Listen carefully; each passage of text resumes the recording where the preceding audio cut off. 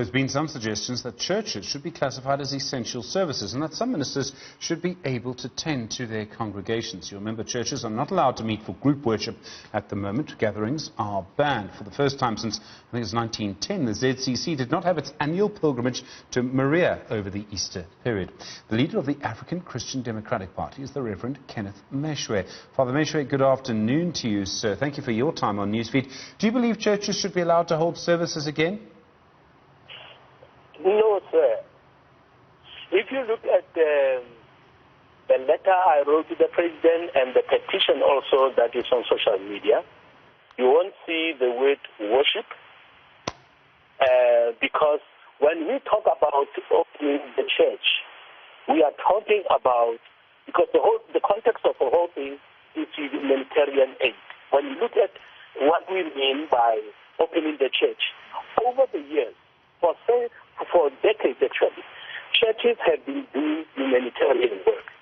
So when they have to feed people, when they have to go out to the unemployed and the destitute, there is a center where they put the parcels together, and in some instances they cook.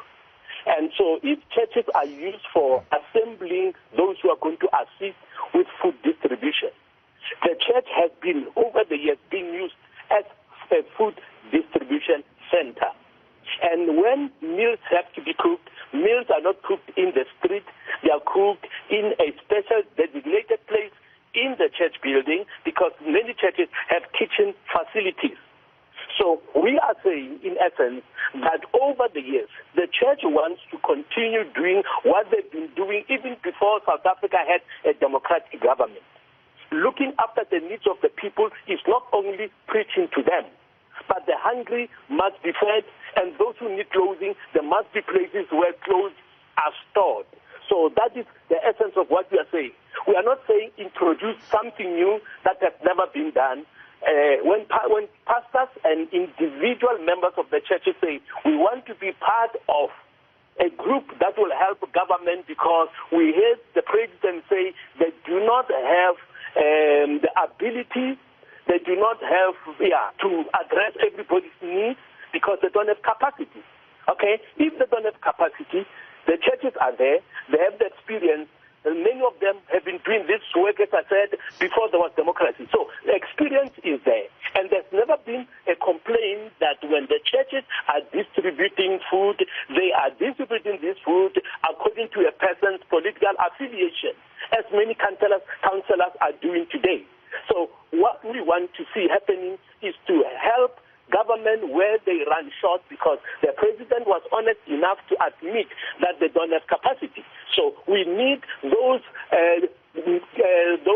points of reference and those distribution centers to be made available one more time. The third thing is to hear that a church say they have been doing this work for 30 years, they've applied for a license, and they've been waiting for 3 weeks. So it seems that the help is rejected. It seems that they do not want to be part of the solution. What we want to be is part of the solution. Right now, the priority is not preaching, but the priority is ensuring that everybody who is hungry gets something to eat. Father Moshoe, there have been suggestions, and I know the Gauteng Department of Social Development was in the middle of this, that NGOs like churches should not actually be delivering or giving people food themselves, but should go through government. In other words, they would drop off food parcels, and then government would distribute those food parcels. How do you feel about that? Government itself, number one, has many employees and staff that are thieves. We have seen trucks stopping at MEC's places, speakers' places, taking the food that should be given to the poor and the hungry, and selfishly taking that food to distribute it among their relatives. So when it talks about corruption in government, the whole world knows about corruption in government. Now, when we know that the church is able to feed people without asking where do you come from, as long as the person says, I'm hungry, they give them food. Now you take the good work that has been doing by these churches and say, give it to people whose track record is so bad that South Africa is known as one of the worst corrupt countries in the world. It's not wise to do that. I would not take and I would not encourage people of the church to take the money, to give it to people who are going to give it to their friends and not to the hungry and the destitute. So when government says they don't have capacity, they are not saying give us more parcels to distribute.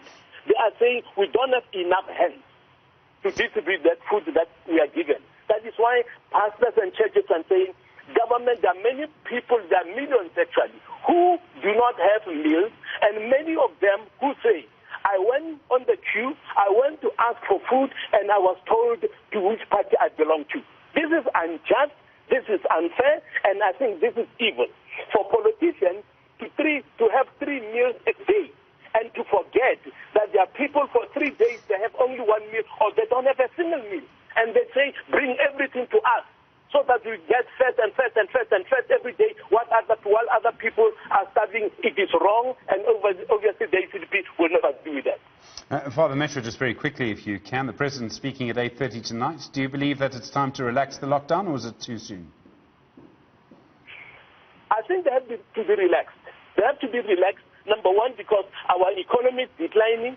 People who had jobs are becoming poorer. People who had jobs are unable to pay their debts. So it has to be, obviously, people must be encouraged to observe all rules and regulations. But opening the economy, it must be open. Let people go to work so that they can work for their own families, because the very people who want to go to work are not given food. They are starving while they have the ability to work. So the economy must be open.